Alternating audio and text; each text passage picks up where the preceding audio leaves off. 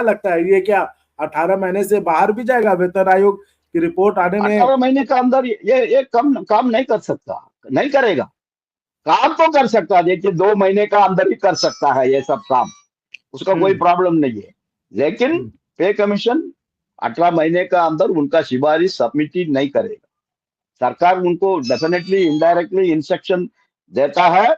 नमस्कार, मैं चंदन कुमार और आप देख रहे हैं अपना पसंदीदा चैनल अंगवानी। देश भर के तमाम कर्मचारी भाइयों को राम राम है, नमस्कार है, जय हिंद है। साथियों, इस वीडियो में हम बात करेंगे देश के उन कर्मचारियों की जो 8वें वेतन आयोग को लेकर मतलब उनके मन में तमाम तरह के शंका सवाल तो हैं ही, वो अभी भी है। क्योंकि देखिए, अभी तक जो है मतलब उस पर कोई खासी प्रगति नहीं दिखती नजर आ रही है।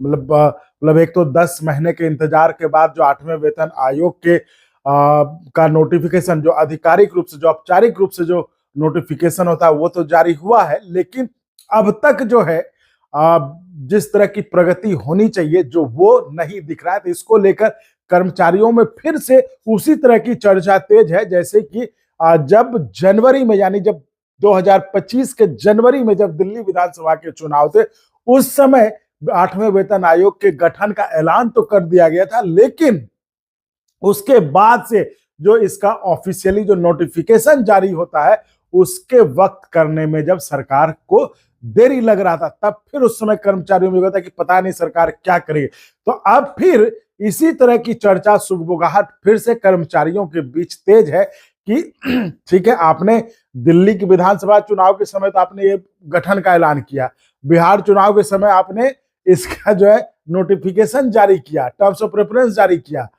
तो 18 महीने का आपने समय दे दिया है ना, कि 18 महीने में आपको रिपोर्ट देना है। और आप समझ लीजिए कि अभी भी जब बिहार चुनाव का समय अक्टूबर था, अब देखिए दिसंबर जनवरी आ गया, तो 2 महीने बीत गए हैं। तो इसलिए लाजमी है कि लोगों की चिंताएं बढ़ेगी। अब क्या चाहती, क्या अब ऐसे में अभी तो कहते हैं कि उनको बैठने के लिए जगह तक नहीं मिली। तो ऐसे में सवाल, सबसे बड़ा सवाल ये है कि क्या ये जो 18 महीने की मियाद सरकार ने 8वें वेतन आयोग को दी है, क्या 8वें वेतन आयोग की रिपोर्ट इस 18 महीने में आ जाएगी या और लंबा वक्त लेगा, है ना? तो ये इसको लेकर सबसे, और इसी मसले पर हमने बात किया जो नेशनल काउंसिल जेसीएम है, उसके जो रेलवे के बाद जो दूसरा सबसे बड़ा महकमा है डिफेंस का, तो उसके जो एक महत्वपूर्ण मतलब जो मेंबर है AIDEF, all India defence employees federation के general secretary C Shri Kumar ji से, जो कि इस पर उन्होंने बताया कि आखिर ये हो सकता है, ये वक्त जो है सरकार मतलब कुछ भी कर सकती है, ये पता नहीं कितना वक्त लगेगा। तो उस पर क्या कुछ कहा, आप आइए खुद सुनिए। उस वीडियो को जो बातचीत हमने रिकॉर्ड किया वो आप खुद सुनिए और खुद समझिए कि क्या होने वाला है 8वें वेतन आयोग के मतलब रिपोर्ट के आने में और कितना वक्त लगेगा, वो आप खुद सुनिए। आइए सुनाते। तो साथियों, इससे पहले कि हम आपको वो बातचीत सुनाए, आपसे गुजारिश करना चाहेंगे, इस चैनल को अगर आपने अभी तक सब्सक्राइब नहीं किया है तो सब्सक्राइब जरूर करिए। देखिए, सब्सक्राइब करना बिल्कुल फ्री, उसमें एक भी पैसा नहीं लगता। तो सब्सक्राइब करेंगे तो हमारा थोड़ा जोश खरोश मनोबल बढ़ा रहेगा, इसलिए सब्सक्राइब करिए और करवाइए भी। ये वो काम है जिसको कि बिना कुछ आपको पैसा खर्च किए हो सकता है। ये काम करिए और थोड़ा आपको लगता है कि अंगवानी बढ़िया कर रहा है, अंगवानी को थोड़ा सपोर्ट करना चाहिए, तो आप चैनल को जो सब्सक्राइब के बगल में ज्वाइन का ऑप्शन है, आप ज्वाइन करके भी आप हमारी मदद कर सकते हैं आर्थिक तौर पर। क्योंकि एक सरकारी कर्मचारी के लिए हम कह रहे हैं, अगर जो उसमें ज्वाइन कर देखेंगे आप तो उसमें बहुत सारे लेवल्स हैं, तो हम कह रहे हैं नहीं कुछ तो मिनिमम 119 रुपए की स्टार लेवल की मेंबरशिप लेने में कोई बड़ी बात नहीं है सरकारी कर्मचारी के लिए। आप अखबार खरीदते हैं ना, तो अखबार महीने का तो आपका 400-500 हो जाता होगा ना, टीवी केबल रिचार्ज कराते हैं वो 700-800 का हो जाता होगा। तो ऐसे में तो काम की खबर तो यही मिलती है अंगवानी पे, उस चैनल अखबार में तो मिलता नहीं है। इसलिए ऐसे चैनल को बचाना आपकी भी जिम्मेदारी है। तो आप चैनल को थोड़ा वैसे सपोर्ट करो। इनमें दिक्कत होती हो तो नीचे डिस्क्रिप्शन में अकाउंट डिटेल है, उसके जरिए मदद कर सकते हैं। इसमें भी दिक्कत हो तो आप QR कोड के जरिए मदद कर सकते हैं। तो चलिए आइए अब हम सुनाते हैं आपको वो बातचीत जिसमें कि C श्री कुमार जी ने क्या कहा कि 8वें वेतन आयोग की रिपोर्ट कब आएगी। आइए सुनते हैं। नमस्कार, मैं चंदन कुमार और आप देख रहे हैं अपना पसंदीदा चैनल अंगवानी। हमारे साथ जो गेस्ट हैं उनको देखकर आप समझ ही गए होंगे कि कोई बात जो आज आपके सबसे जो आपके दिमाग में एक 8वें वेतन आयोग को लेकर जो एक दिमाग में बहुत सारे सवाल है उसको लेकर बात होगी, और वो सवाल है 8वें वेतन आयोग को लेकर। श्री कुमार सर हमारे साथ हैं जो जनरल सेक्रेटरी हैं all India defence employees federation के, और एनसीजेसीएम के महत्वपूर्ण घटक जो एआईडीईएफ है वो उसका एक महत्वपूर्ण घटक और उनके नेता है, और वहां पर वो जाते हैं, आपकी बात भी रखते हैं। सर बहुत स्वागत है आपका अंगवानी पर। नमस्कार चंदन कुमार जी, आपका व्यूअर्स को भी नमस्कार। सर क्या अब कब जाएंगे जेसीएम में 8वां वेतन आयोग पे, क्या सर अपडेट है?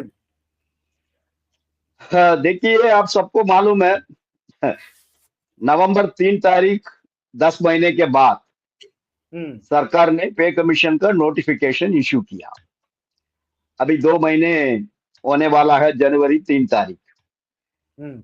लेकिन अभी तक पे कमीशन का दफ्तर तक अलॉटमेंट नहीं हुआ। पे कमीशन किधर बैठेगा, उनका ऑफिस किधर है, उनका ऑफिस में क्या क्या सुविधा उनको देना है, इस सभी विषय के बारे में हम लोग का कितना जानकारी है, अभी तक कोई फाइनल डिसीजन नहीं हुआ। तो पे कमीशन का दफ्तर ही अलॉट नहीं हुआ, पर पे कमीशन का काम कैसे शुरू होगा? तो मेन तो चीज है, हाँ, हम्म, जी उनको ऑफिस, उनको तो वेल फर्निश्ड और with all modern technical equipments, wifi connection, ये सब करके उनका सफिशिएंट स्टाफ, ऑफिसर्स, वो सब अलॉट करना सरकार का जिम्मेदारी है। लेकिन अभी तक उसके बारे में कोई काम शुरू नहीं हुआ, ये हम लोग का जानकारी है। तो तो सर उसका आप ये मतलब क्या बहुत है? जी जी हाँ वेदर आप इसका बहुत बड़ी बात बता रहे हैं हम्म, कि अगर 18 महीने की जो मियाद सरकार ने इनको दिया था 8वें वेतन आयोग को, 18 महीने में अपना ये रिपोर्ट पेश करेंगे, और आप एक बड़ी मतलब इम्पोर्टेंट बात जो है जो लोगों को सोचने वाली होती है कि 2 महीने इसी में बीत गए, तो क्या लग रहा है तो अब 16 महीने में? 18 महीने में ऐसा ही 2 महीने चले गया, तो हम्म। उसका मतलब अभी 16 महीने बाकी है। हम्म। इस अभी भी कोई गारंटी नहीं है, नया साल में जनवरी महीने में इनको दफ्तर अलॉटमेंट होगा नहीं होगा, अभी तो कोई आइडिया नहीं है। लेकिन पे कमीशन का हम तो फोर्थ पे कमीशन से डायरेक्टली इन्वॉल्व है, उसका प्रोसीजर से हम इन्वॉल्व है। तो पे कमीशन का एक प्रोसीजर क्या है, पहले उनका दफ्तर इफ्तर में बैठने के बाद वो हम्म। सभी संगठन को उन्होंने पहले चिट्ठी लिखेगा, ये हमारा टर्म्स ऑफ रेफरेंस है, इस टर्म्स ऑफ जी रेफरेंस का अनुसार आप आपका ऑर्गेनाइजेशन का विचार हमको भेजो।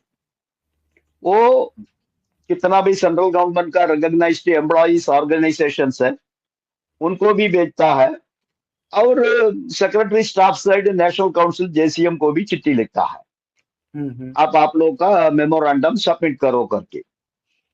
फिर सभी स्टेट गवर्नमेंट्स को भी उन लोग चिट्ठी लिखता है, ये हम लोग का जी टर्म्स ऑफ रेफरेंस है।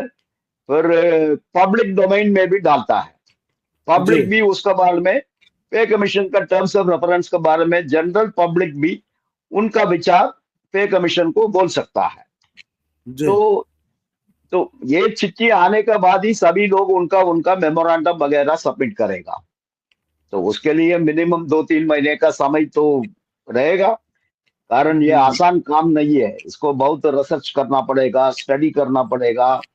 पिछला पे कमीशन का क्या क्या सिफारिश अभी तक इम्प्लीमेंटेड नहीं हुआ, अभी इस पे कमीशन में क्या क्या डिमांड रखना है, मिनिमम वेजेस का कैलकुलेशन का फॉर्मूला क्या होना चाहिए, फिटमेंट फैक्टर क्या होना चाहिए, ये सब बहुत इश्यूज है इसमें। मेमोरेंडम वगैरह तैयार करना इतना आसान काम नहीं है। सर सर तो कुल मिला के चलिए ये सारी चीजें तो प्रक्रियाएं हैं, और प्रक्रिया तो हर वेतन आयोग में आप उसका पालन करते होंगे, हर वेतन आयोग में आप। लेकिन जो सबसे बड़ी बात है, जो कर्मचारियों को बेसब्री से इंतजार था और एक सवाल था कि 1 जनवरी से लागू हो जाएगा, 1 जनवरी से तो चलिए वो होगा जो होना है होगा, लेकिन अब आप जिस तरह से कह रहे हैं कि अभी 2 महीने इसी में बीत गया, अभी तक इनको अपना बैठने का जगह अलॉट नहीं हुआ, तो आपको क्या लगता है ये क्या 18 महीने से बाहर भी जाएगा वेतन आयोग, कि रिपोर्ट आने में 18 महीने का अंदर ये काम नहीं कर सकता, नहीं करेगा। काम तो कर सकता है, देखिए 2 महीने का अंदर ही कर सकता है ये सब काम, उसका कोई प्रॉब्लम नहीं है। लेकिन पे कमीशन 18 महीने का अंदर उनका सिफारिश सबमिट नहीं करेगा। सरकार उनको डेफिनेटली इनडायरेक्टली इंस्ट्रक्शन देता है, देगा भी। अब जल्दी से जल्दी आपका रिपोर्ट टाइम सबमिट करने का जरूरत नहीं, you take your own time, ये बोल सकता है। तो साथियों सुन लिया आपने, सब समझ में आ ही गया होगा आपको कि क्या कहा उन्होंने। तो चलिए इसी तरह हम किसी और मुद्दे पर फिर आपसे मुखातिब होंगे, फिर आपके सामने होंगे। तो फिलहाल के लिए इस वीडियो में इतना ही। बहुत बहुत धन्यवाद। जय हिंद।